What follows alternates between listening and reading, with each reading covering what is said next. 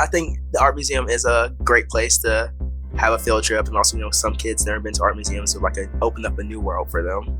My school is located in Georgia, but we have elected to come to the Columbia Museum of Art many times because of the exceptional exhibitions that the museum curates and because of the experiential learning opportunities that the museum provides. I really enjoyed how they got to sit down around the art and they could look at it. And she asked a bunch of questions about it, which I really love because I'm trying to get my students to really just be able to dissect art. I think that the questioning wasn't so narrow that it limited their creative ideas. It was kind of in a sweet spot where it just got them thinking about kind of the narratives along with the artwork that they could build on later on. You get to talk amongst yourselves, and everyone's coming from a diverse background, so they get a chance to talk about what they see, and then someone else might not see that.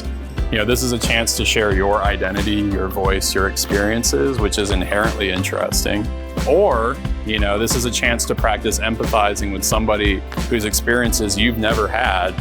I think that students are aware of these new narratives. They get to see voices from the past and voices from the present, which I think is really important to kind of juxtapose those historical representations with perspectives that are contemporary and modern. One of the pieces we saw was Dave the Potter's vase piece.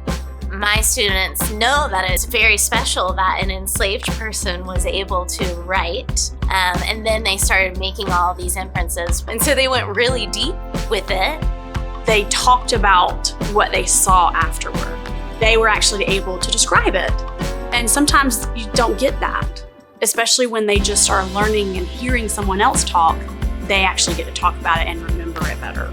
We're always trying to, introduce literacy in all of our courses. And I just loved how they just pulled out a card and put it up and said, mysterious, who looks like it? And my students right away say, oh, that person right there. They could really point them out and make the connection with the words and the person in the painting. I do like them getting more interactive.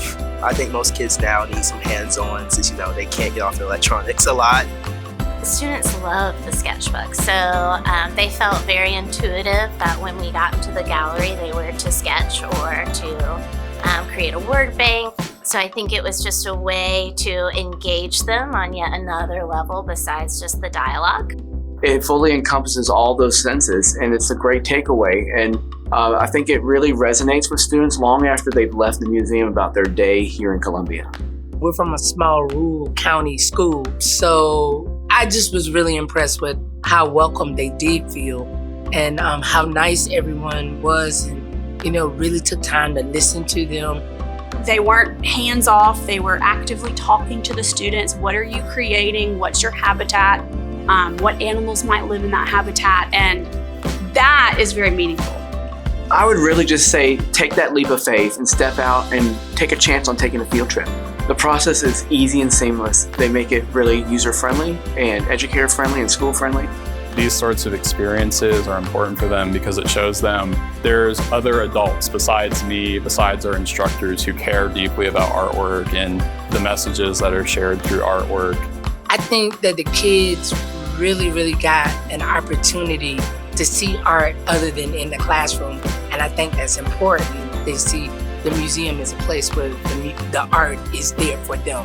I think it's a great way to expose your students and children to museums and hopefully make them lifelong learners and museum goers.